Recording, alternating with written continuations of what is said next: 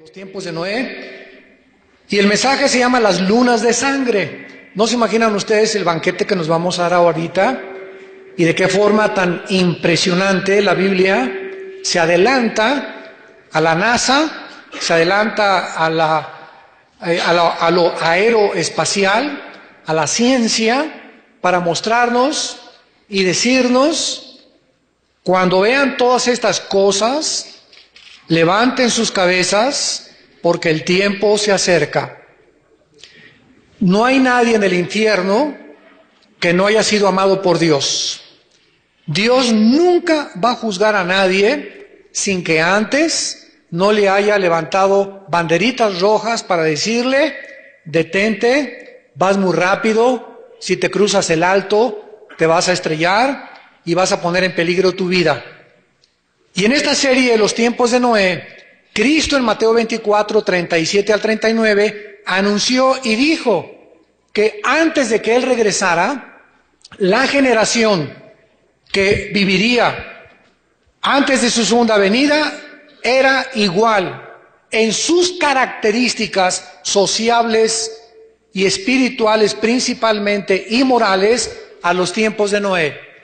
Y esta serie tiene como objetivo principal estar examinando las características de los tiempos de Noé para compararlas con las características de la sociedad en la que actualmente vivimos y poder emitir un juicio si realmente la sociedad que el mundo está actualmente desarrollando tiene las características de la sociedad de los tiempos de Noé.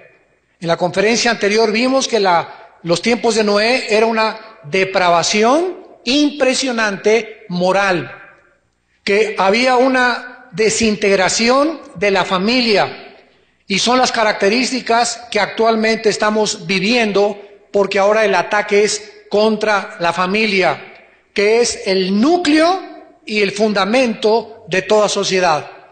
Un matrimonio que esté mal no tiene esperanza para el futuro. Casa dividida no permanecerá. Y el ataque ahorita precisamente es contra los matrimonios y contra las familias. ¿Cómo viene el ataque? Principalmente a través de la inmoralidad, fornicación, pornografía, adulterio, los videos que están pasando, que ya casi es Sodoma y Gomorra. Están autorizando casarse hombres con hombres, mujeres con mujeres, etcétera, etcétera. Pero hay algo muy interesante que vamos a ver en esta mañana de una forma un poco profunda, es que estas lunas de sangre, cuando Dios creó los cielos y la tierra, Dios creó el sol y la luna, y lo vamos a ver que ha pasado desapercibido, inclusive por muchos teólogos, que el sol y la luna son señales a nosotros. Y esta es la razón por la cual Dios ha comenzado en los últimos años a ver permitirnos ver los acontecimientos que están pasando en los cielos. Ya vimos hace poco, como lo vamos a ver más adelante, ¿verdad?, de qué forma un meteoro cayó en Rusia, en una parte de Rusia, con una velocidad impresionante, que vamos a ver con más detalles, repito, en unos momentos. Comenzó a azotar a la humanidad y los mismos astrónomos se quedaron estupefactos al darse cuenta que ni siquiera habían considerado anunciarles o prevenir a la gente en Rusia de que este meteoro iba a causar tantos daños. Vamos a leer dos versículos en esta mañana. El primero está en Génesis, capítulo 1, y el segundo está en el libro de Joel, capítulo 2. Y vamos a comenzar a poner el fundamento desde el principio para desarrollar esta conferencia. Dice en el libro del Génesis, capítulo 1, versículo 14 y al versículo 16. Dijo luego Dios: haya lumbreras en la expansión de los cielos para separar el día y la noche. Y sirvan, ¿de qué cosa?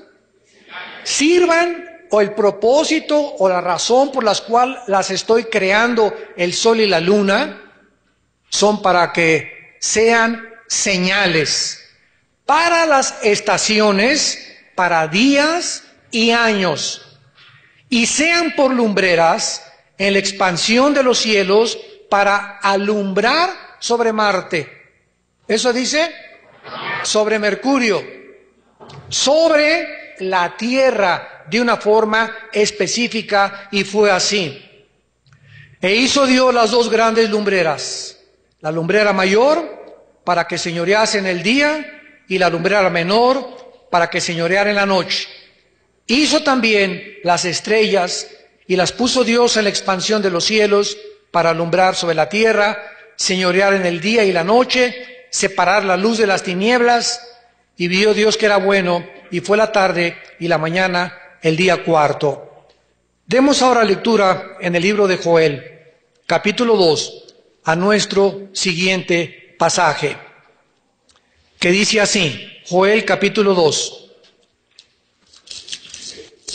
En este pasaje de Joel, donde se describe claramente los últimos tiempos, dice el versículo 28 al 31, después de esto derramaré mi espíritu sobre toda carne, y profetizarán vuestros hijos y vuestras hijas, vuestros ancianos verán visiones, también sobre los siervos y sobre las siervas, derramaré mi espíritu en aquellos días.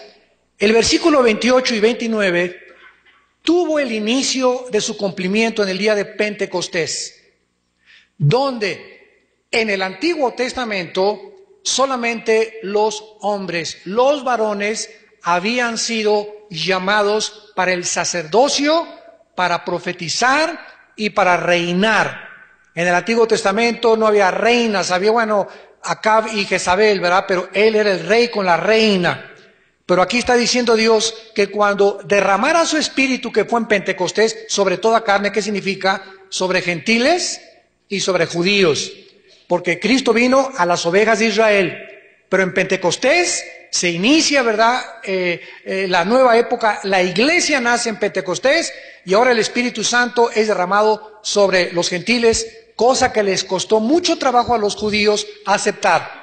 Y profetizar no significa, pues te vas a casar con tal persona, o el Señor me dice que te vayas a tal parte, o el Señor me dice que ríos de agua viva saltarán de tu vida, etcétera, etcétera. Son las profecías que han llegado a un extremo y que no son exactamente como la de los profetas del Antiguo Testamento.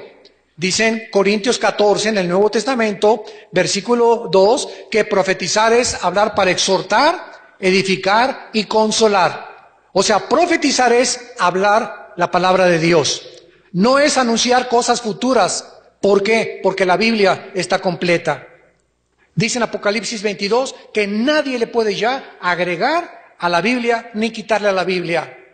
Dice en Hebreos 1, versículo 1, Dios, habiendo hablado muchas veces y de muchas formas en otros tiempos por los profetas, en estos tiempos nos ha hablado por su Hijo Jesucristo. Por eso es tan peligroso que tú permitas que alguien se atreva a guiar o a dirigir tu vida con supuestas profecías, porque tiene que venir de la palabra de Dios. Si alguien llega y me dice algo que confirme en mi corazón que yo necesitaba y que me dice la palabra de Dios, eso se llama profetizar. Predicar es profetizar. Todos los predicadores estamos profetizando, estamos hablando, estamos llevando a cabo los oráculos de Dios al pueblo, los estamos anunciando. Y aquí va involucrada la exhortación, la consolación y la edificación del pueblo de Dios. Muy bien. Pero dice esta profecía en el versículo 30 y 31, que se cumplió en Hechos capítulo 2, que esta profecía todavía no se ha cumplido. Daré prodigios en el cielo y en la tierra, sangre y fuego, columnas de humo, el sol se convertirá en tinieblas y la luna de sangre antes que venga el día grande y espantoso de Jehová. Pregunta, ¿es posible que en estos, escúchenme con mucha atención, que en este año y en el próximo año se lleve a cabo un fenómeno del cual voy a hablar en el cielo, que no se había llevado durante más de Ha habido 4 de estos fenómenos en los últimos 2000 años.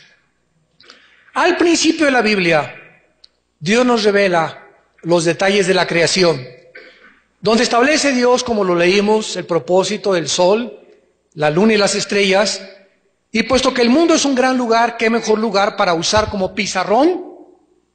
El cielo. O sea, el cielo realmente es, podríamos decir ahora, el pizarrón de Dios, donde Dios nos va a comenzar a anunciar cosas para aquellos que tengan entendimiento. Porque dice en Daniel 12 que los entendidos entenderán. Si tú eres una persona adicta a las telenovelas y al trabajo, nunca hablas de Cristo, no te disipulas, vendrán como los tiempos de Noé sobre ti y no entendiste que teníamos que vivir cerca de Dios. La palabra señales es muy interesante en el hebreo, a los que les interese escribirla. Es O, T de tío y H, Ot. Y significa estandarte, presagio o augurio en el hebreo. Desde el nacimiento de Cristo apareció la primera señal. ¿En dónde? Dios comenzó, antes de que trajera aquí al Mesías, con una señal en el cielo, guiando a unos astrónomos que la Biblia les llama magos, que no eran adivinos, ¿verdad? Porque esta palabra magí en el griego no significa esto, significa hombres de ciencia o hombres inteligentes que estaban entrenados a observar los astros. Una cosa es la astronomía, otra cosa es la astrología de tu padrino Walter Mercado. Entonces, la astronomía es el estudio de los astros y la astrología es el estudio de los astros para poder deducir que los astros guían tu vida. Y que si tú eres Acuario, no compres el día de hoy. Y si eres Géminis, no te cases con alguien que es Escorpión.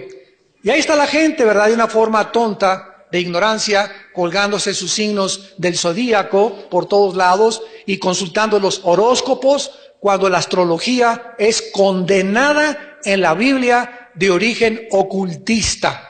Entonces, un cristiano no puede estar ligado ni adicto a estar consultando sus horóscopos, porque te estás saliendo completamente del camino.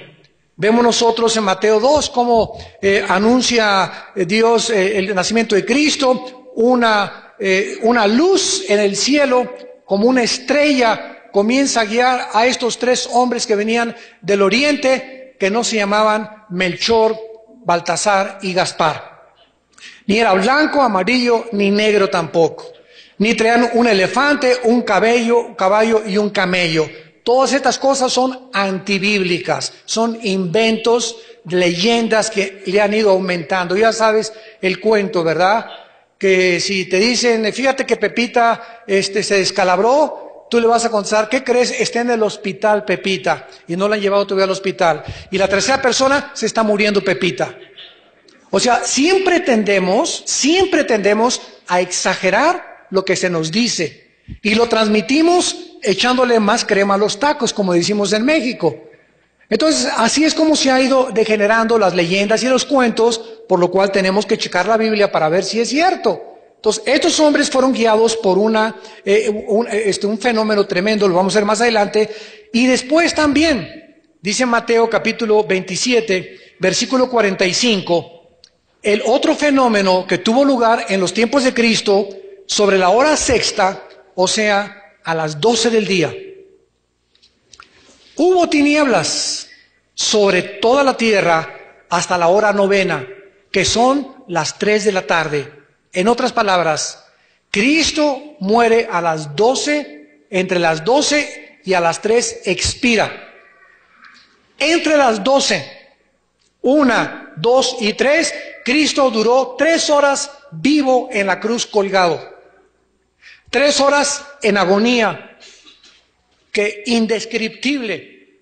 3 horas donde en ese momento Dios causó un eclipse completamente en toda la tierra, y en esas 3 horas en las que el Hijo de Dios estaba